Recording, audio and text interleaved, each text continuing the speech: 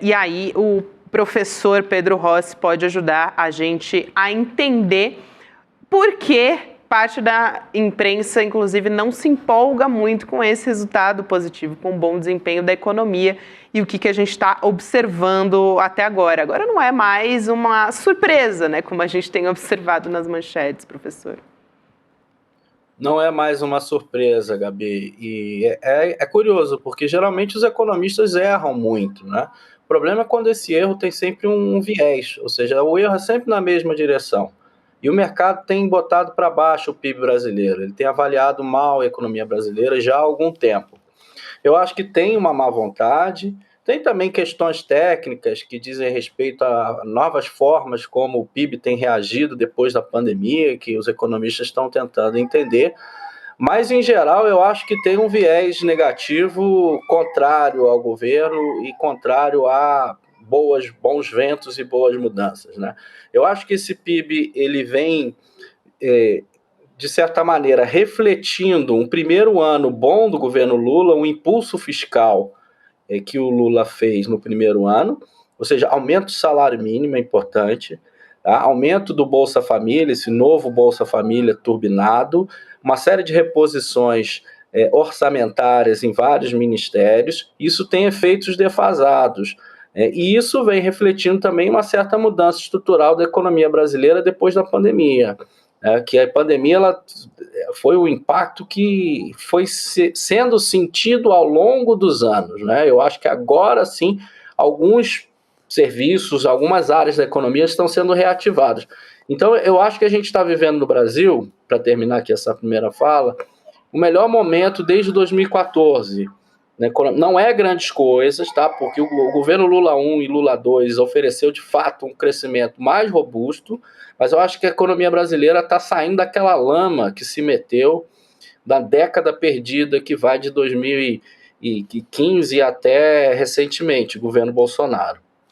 Pedro Rossi, a gente viu na própria divulgação dos números, né, pelo IBGE, você já citou aí serviços e indústria, isso também chama a nossa atenção, né? Eu queria que você falasse um pouco sobre isso, a importância de ver, porque o discurso muito que a gente via nos meses e nos semestres anteriores, trimestres anteriores, até está crescendo, mas é o agro que garante crescimento. Bom, de fato, o agronegócio é forte no Brasil, mas esse trimestre a gente observou, não foi o agro, foi a indústria e foram os serviços. A importância disso e também uma observação sua sobre os investimentos. Quando você tem investimento voltando a bater perto de 20% do PIB, a importância disso, porque investimento, né?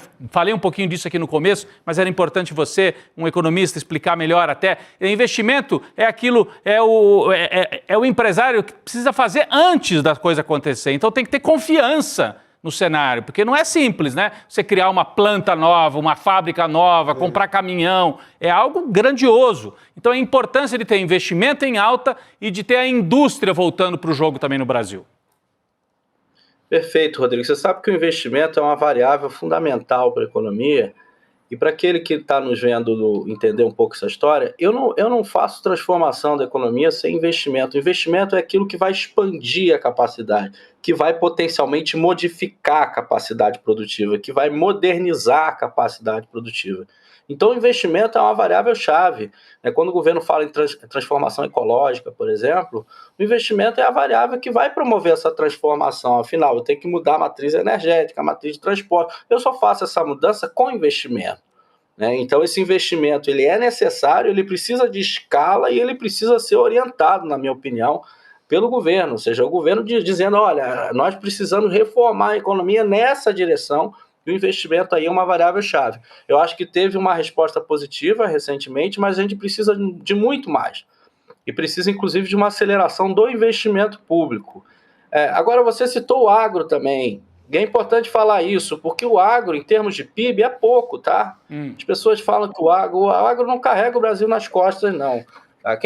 No fundo, o grande setor econômico é o setor de serviços. O agro é um pouquinho mais de 10% do PIB que a gente está falando. E o agro é muito volátil. Então, esse trimestre caiu, no trimestre anterior subiu muito. Aí, quando sobe muito, tem aquela coisa, puxado pelo agro, carregou nas costas. Não carrega, tá? o agro é muito volátil, a despeito da sazonalidade. Além da sazonalidade, tem a questão da volatilidade dos preços externos e da resposta do agro aos eventos climáticos. Então, o agro ele é importante, veja, para o comércio externo, mas do ponto de vista do PIB, não é o agro que carrega o Brasil, tá? Uhum. O Brasil é mercado interno. Tá? Nós temos um mercado consumidor imenso.